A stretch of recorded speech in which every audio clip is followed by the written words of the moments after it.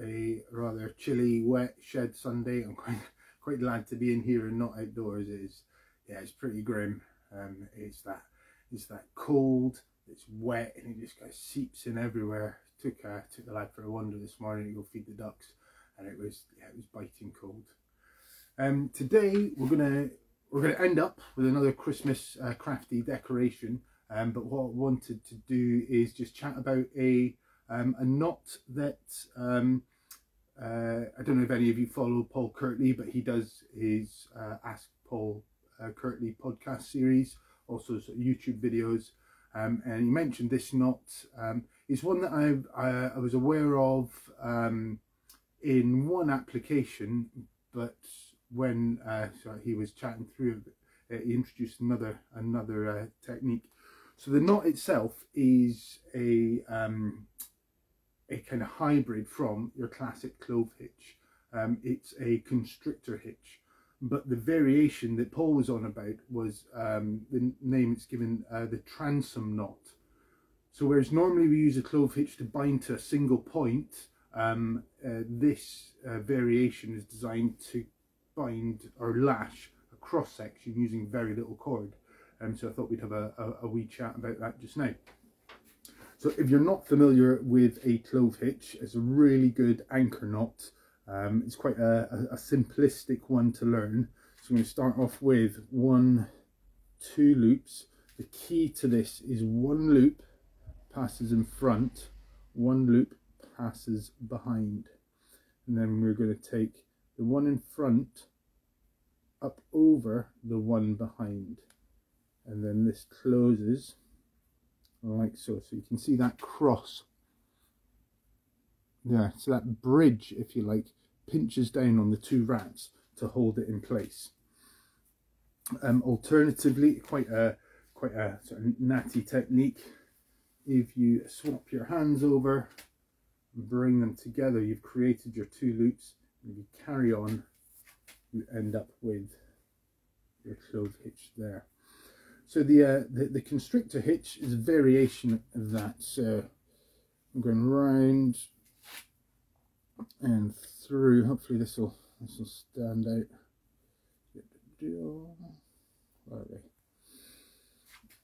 So where we have our bridge over the top, what we do is take the tail end and pass it under the first round.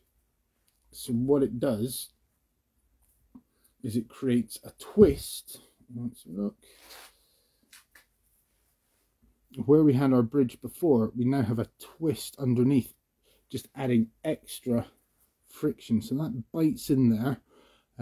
Very, very secure, but it's a bit of a beast to undo. So for wanting to use just a little bit of cordage, it's great, but you're probably not going to get that back, especially if you've cranked it down. I'll just go through that one again, if we can get it off his finger. So this variation of Clove hitch is known as a Constrictor hitch.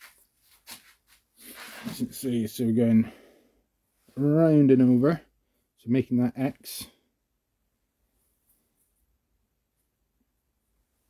Up and through.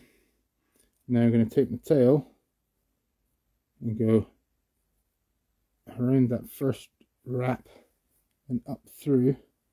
You see that? There we go. So now we've got a really snug, secure knot. This variation, the Transom knot, was designed, I believe, the reference was kite making. So where you tie your 2 sort of spars, the frame for your kite together, just a way to use very, very limited amount of cordage, a very simplistic lash. Let's see, so I don't know if I can show you this while I'm tying it. So we go over diagonally, over. Now this isn't gonna work. Try it again. Over. 1.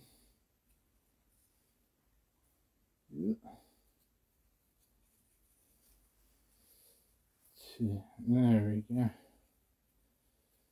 might just have to tie this and show you the after effects. God, I can really tell it's getting chilly. I've got a right shiver in here.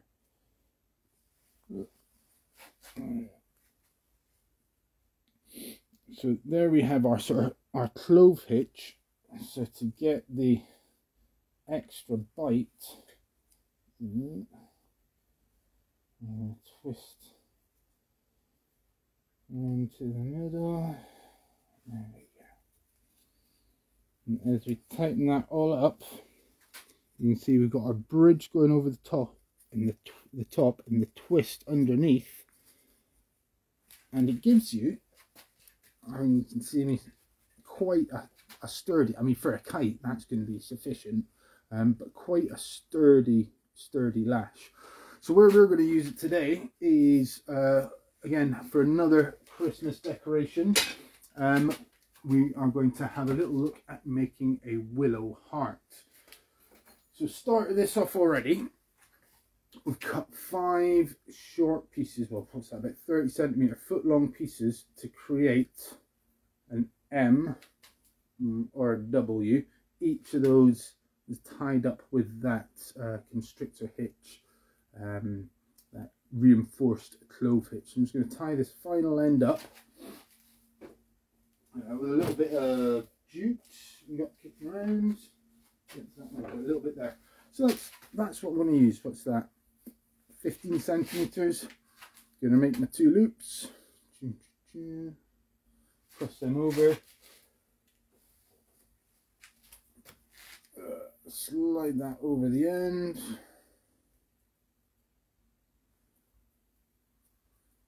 And now before I tighten it too far, I'm doing one more wrap.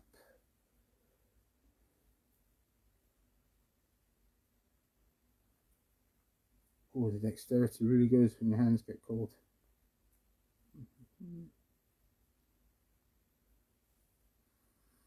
There we go. There we go.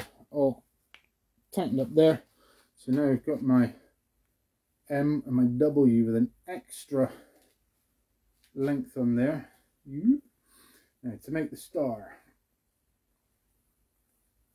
cross that over, cross that over. And there we have it, a little star. We can interweave these a bit further just to give us a little snugger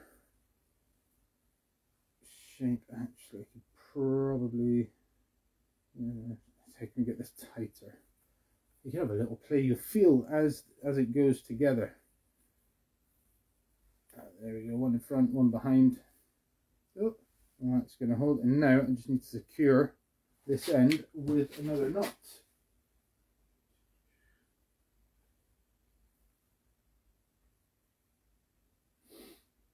So I hope you enjoyed these series. It's been fun to escape the family for 5 minutes and nip out and do them. But yeah, a couple of little things I'll be musing over during the week. Fun little practical skills, some things that we end up with something pretty at the end of it, which is always quite nice. There we go. And voila, a little Christmas star. So yeah, sit out on top of the tree, wrap some greenery into it, a variation, an alternative to a wreath maybe. But yeah, hope you found the knots useful. Not the greatest demonstration. Quite a trick in here. I'll try and do a shorter Insta reel, maybe from behind the camera, just to make them a little bit clearer. But if you haven't, have a listen to the Paul Kirtley podcast, the Ask Paul Kirtley. I think it was 86, where they chat about knots using minimal cordage. Definitely worth a listen. All right, folks, I hope you enjoyed that and are enjoying your weekend. Wrap up warm, keep safe, and maybe catch you next week with something equally as factful and festive. Cheers, guys. Take care. Here we go. Close up of the transom knot. over, over again. So we kind of got that diagonal cross of the clove hitch. We would then come up under this bridge, under that middle section. To make it the stronger transom knot, now you're going to take this line, come underneath that loop there, creating that twist, so that the bridge will now tighten up on top of that twist, giving a really nice snug lash there. Perfect if you want to make a kite or do a sort of square type lash with minimal cord.